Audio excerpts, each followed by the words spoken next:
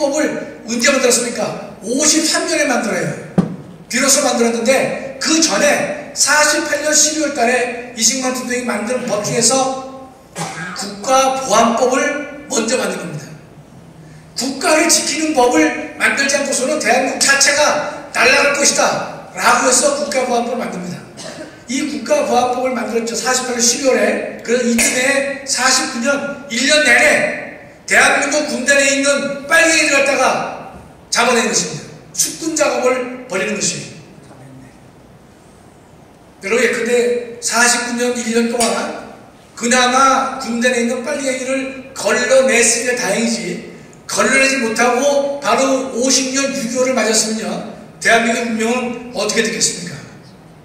저는 이 국가보안법과 이 농지개혁법, 그 6월 달에 분배 통지서를 전 국민에게 알릴 수 있었다는 그 부분을 제가 볼 때마다 막 전율이 생깁니다. 하나님께서 그래도 대한민국을 얼마나 사랑하셨는지 저는 확신할 수 있는 것입니다. 그거 아니었으면요 대한민국 제국 때는 없었습니다. 다음이요. 이승만 대통령과 김구는요 제가 길게 설명드리지 않는데 여러분 혹시나 도움이 되신다면, 길게 말을 하려면 어렵잖아요. 그렇죠? 학생들이 자식들이 손자들이 물어보면 이렇게 말씀드려요. 김구는 이상을 위해서 현실을 버린 사람이에요. 이상을 위해서 남한과 북한이 만나가지고 아름다운 국가를 만들어보자, 그 이상이죠. 나쁘지 않았어요. 그러나 현실을 버렸다는 뜻이에요. 무시했다는 뜻입니다. 그러나 이승만 대통령은요 현실을 위해서 이상을 유보한 사람이에요. 여러분 그걸 꼭 기억해 두시면 요런 걸로 아들이나 손자들에게 길게 얘기하면 그가 좀 복잡하단 말이죠.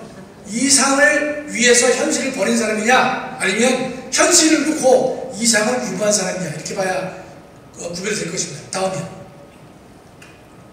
그랬는데 이 4.3 제주 4.3에 대해서는요 문재인 대통령이 2020년에 이런 유명한 말을 했죠.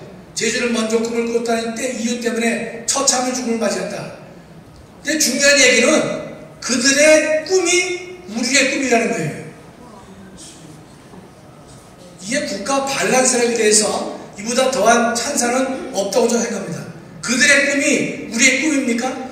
그들의 꿈은 북한의 공산주의 국가로 대한민국 전체를 만들려고 했다고 하는 것이 그들의 꿈이란 말이죠. 그들의 꿈이 우리의 꿈이 될 수가 없는데 그들의 꿈이 우리의 꿈이라고 말을 하고 있는 것이죠. 대한민국 국민이 조용하니까 이듬해에는 이 인간이 한 발짝 더 나갑니다. 뭐라고 합니까? 남녀간 반란 세력들을 진압한 대한민국의 군인과 경찰을 갖다가 국가폭력이다 라고 정의를 내리고 있습니다. 다음이요. 뭐 자랑은 아니지만 제가 2021년도 4월 14일입니다. 제가 저기 조선일보 의견 광고에 나온 겁니다. 문재인의 제주 4.3 추모사는 헌법 위반이다. 제 신용을 걸고 제가 광고를 했던 것이죠. 저건 의견 광고이기 때문에요. 저게 검색이 안 됩니다. 검색이. 그 칼럼이면 검색이 되는데 검색이 안 되는데 제가 볼 때는 제가 볼 때 저 발언을 제가 용납할 수 없어서 저는 이제 광고를 했는데 저 광고를 낼 때가 전광훈 목사님 만난 지 한 보름 정도 됐을 텐데요. 나중에 또 말씀드리겠습니다. 다음에 지금 제가 이 문재인이가 행한 제주 4.3과 관련된 일은요 아주 치명적인 일이 많습니다. 다 설명할 수 없는데 이 특별법을 고쳐서 어떤 일을 하는가면요 제주 4.3 당시에 군법회의에서 사형, 무기, 이런 뭐 20년 징역 이런 선고받은 사람들을 다 무죄로 만들어주는 법인 것입니다. 그래서 그것을 지금도 하고 있습니다.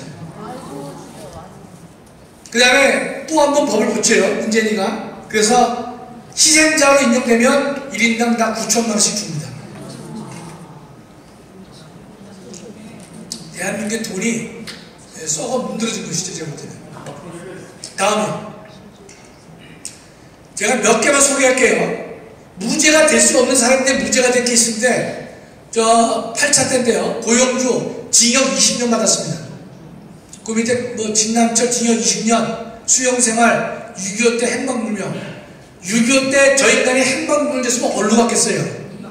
미국으로 갔을까요? 일본으로 갔을까요? 북한으로 갔을까요? 당연히 미국으로 갔죠. 저런 인간들을 희생자로 해가지고 그 자손들에게 9천만 원 주면 되겠습니까? 안 돼요. 단돈 구원도 안 돼요, 구원도요.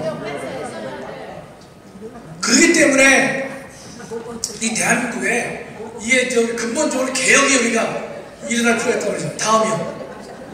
저 예를 보면요, 혈압 올라갑니다, 혈압. 네. 다음이요. 뭐 시간이 없어서 그렇습니다. 예.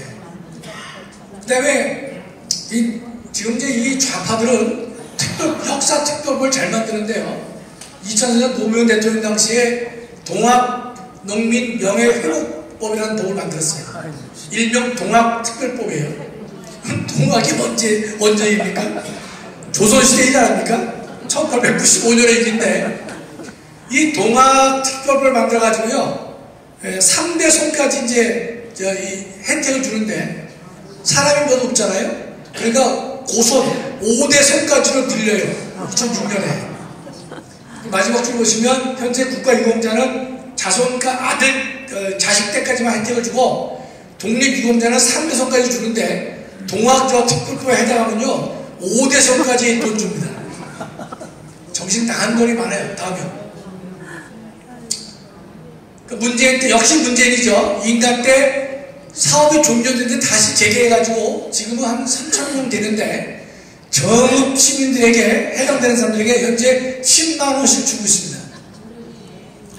근데 금년 얼마 전에 지금 저 이 동학특별법이요 독립유공자로 보는 보자고 하는 법안이 민주당 단독으로 위원회에서 통과됐어요.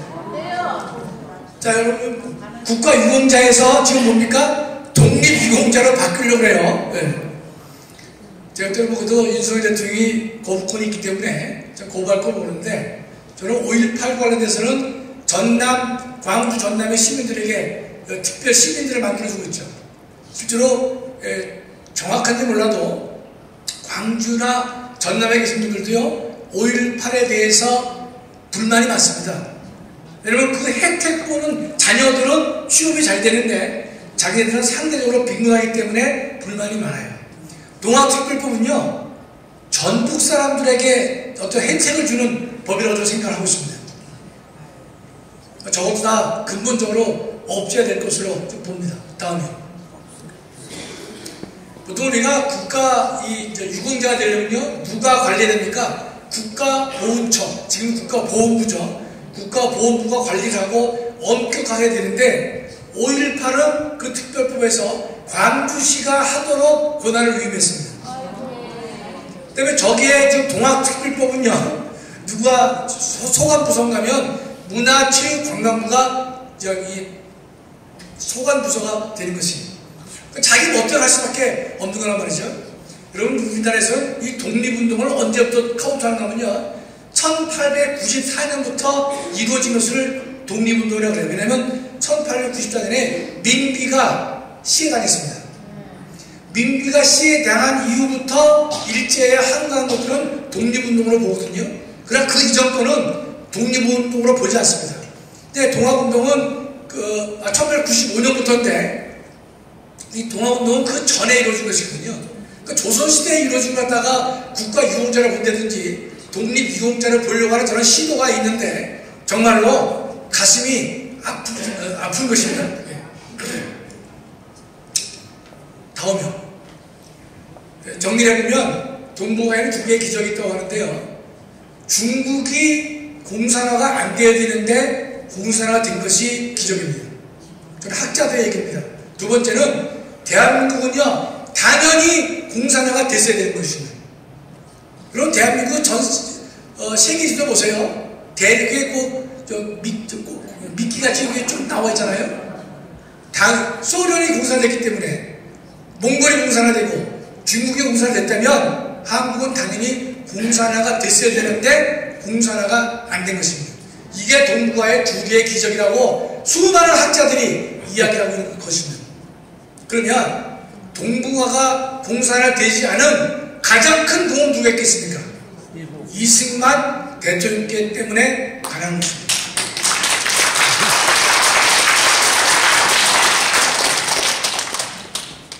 이승만 대통령은요, 1923년도에, 23년이면 공산주의 혁명이 있었고 얼마 안 되지 않습니까? 공산당의 당부당이라는 잡지에 그 논문을 쓰십니다. 당부당. 그러니까 공산당은 이런 점에서 공산주의는 좋은 점도 있지만 이런 점에서는 절대로 타당하지 않은 것이다.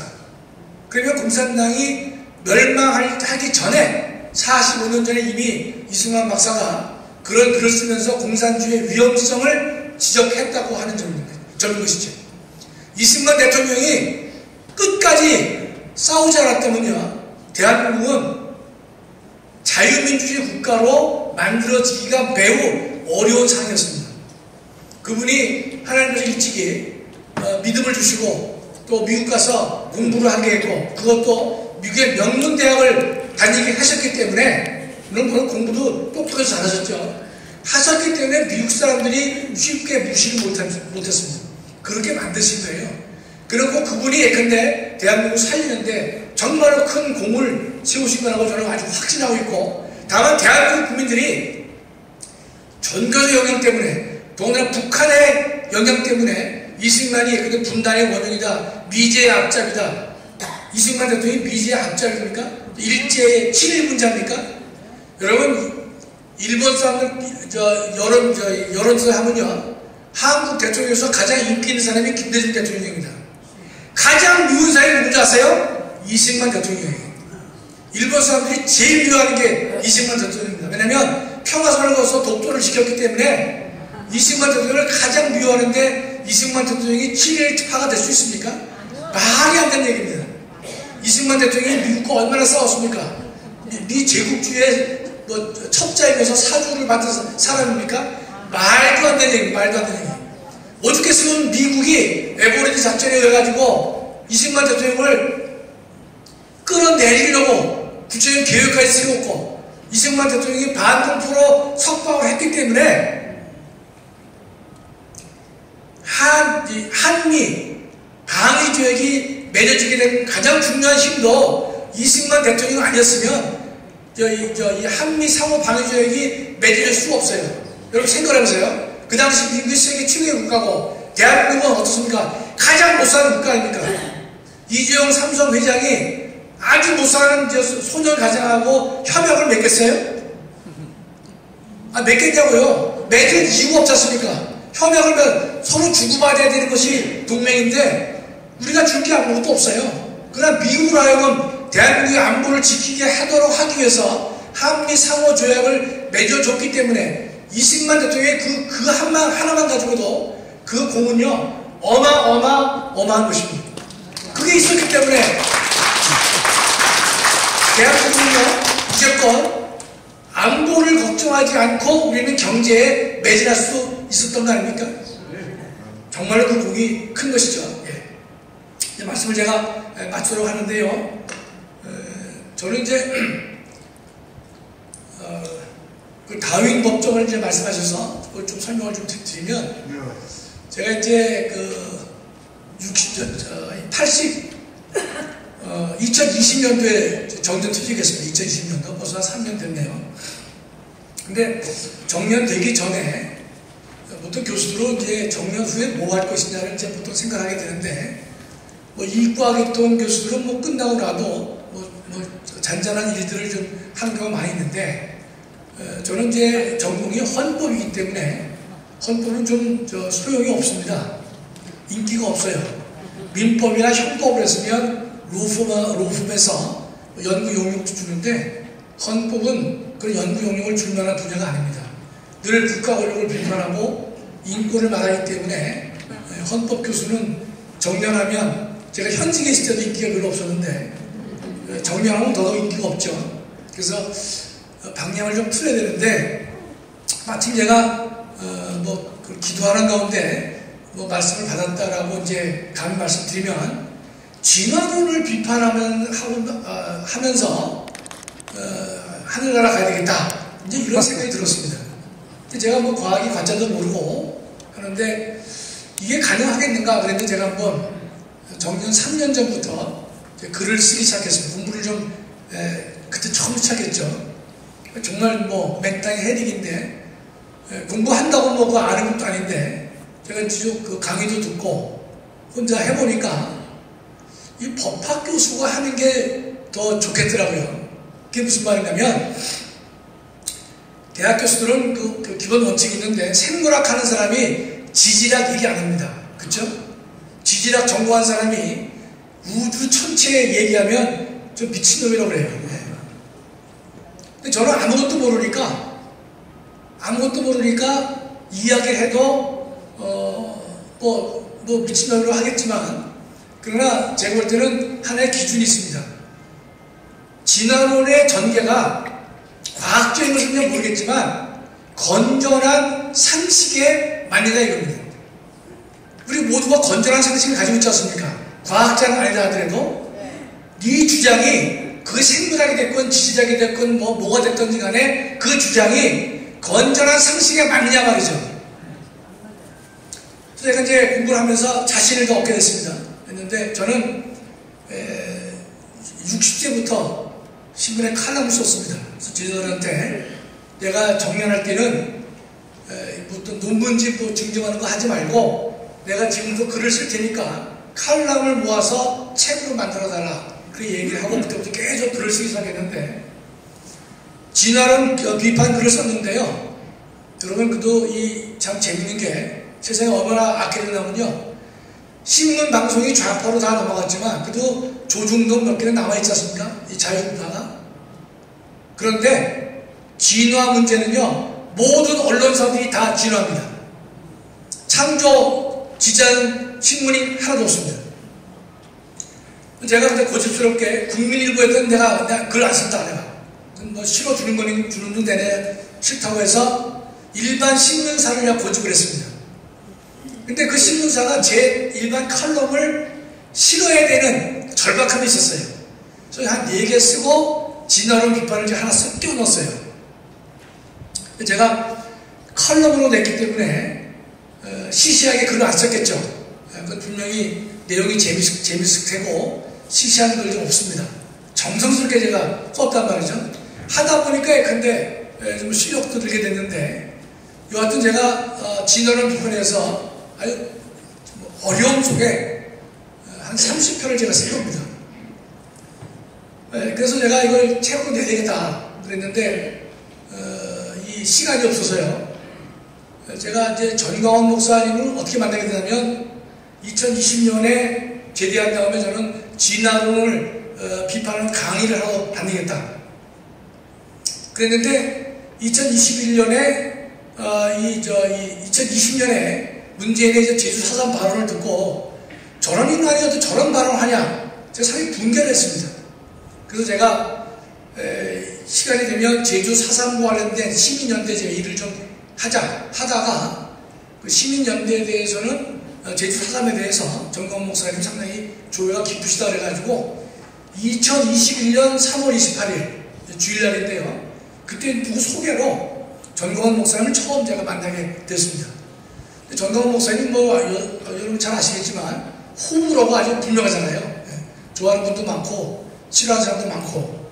근데 저도 참 그분이 의문이 많이 갔어요. 아니 까불면 죽으라는 발언도 했다고 그러고 반스 목사가 뜻이 뭔지 모르지만 것도 있고 그다음에 상당히 좀 야생마 같고 그다음에 그 교회와 같은 갈등을 많이 일으키는 어떤 분인가 제가 궁금했습니다. 그래서 만났는데 제가 이제 정광훈 목사님에 대해서는 부정적인 견해도 많고 저도 참 옳다고 생각해요. 그러나 제가 이제 승동교회 장로를 제가 해서 해다가 사랑제일교회를 제가 그해 8월 10월에 제가 옮겨서 소속은 현재 사랑제일교회 소속으로 되어 있습니다. 긴 말씀은 안 드리고요. 우리 친구들 만나보면 다 그래요. 제가 유튜브를 하다 보니까 야, 너 요새 잘 나가더라? 그래서 내가 뭔 말인지 알거든요. 전광훈 목사님은 너 잘 나가더라? 그래서 내가 근데 친구들은요 반은 욕을 합니다. 아니 그 개새끼 말이야 그래서 친구들이 제가 이래 욕하는 건 좋은데 내 한마디만 들어라. 그분이 흠도 많다, 잘못된 것도 많다. 내가 볼 때는 나도 동의하지 못한 분이 많이 있지만 우리 전 목사님 사택을 제가 봤습니다. 교회 안에 계시는데 한 17평 정도 되시는 사택에 사시죠. 지금도 와서 사시는데 한 20몇 년 와서 사셨어요. 그래서 구두도 늘 한 컬러입니다. 두 컬러 없습니다. 구두가 이제 목 수술해가지고 구두 이제 이걸 꺾고 신기가 어려우니까 슬리퍼 같이 만든 구두가 하나 있어요.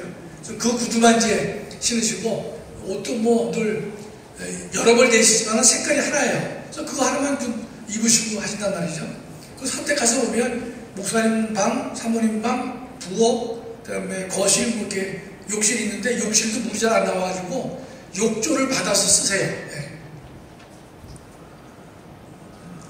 욕조에 물을 받아서 쓰시는데 그분이 근데 문재인과 싸우기 위해서 강한 코스프레를 하는 거 아닌가 의심을 했는데 그분이 이제 결혼 초부터 그런 삶을 사셨더라고요. 그래서 제가 이분 참 외롭다, 외로워 보이기도 하고. 그래서 저는 이제 좀 필요한 사람에 대해서만 제한적으로 욕을 했으면 좋겠는데 욕을 너무 이제 막 남발하시니까 좀 안쓰럽기도 하고 좀 민망할 때도 많이 있고 하지만 그러나 그래도 조국을 위해서 또는 이제 이 교회를 위해서 예수 한국 복음토를 위해서 자기 인생을 걸어서 하기 때문에 그 장점만 보자 이제 그런 제가 생각을 하게 됐습니다. 그래서 그 일에 합류하다 보니까 이 진화 비판에 대해서 책을 제가 못 내게 된 거예요. 그래서 제가 안 되겠다 싶어서 제가 금년 초에 그 칼럼을 가지고 사진 작업을 제가 한 3개월 했습니다. 사진 작업을. 사진이 있어야 이해가 빠르니까요.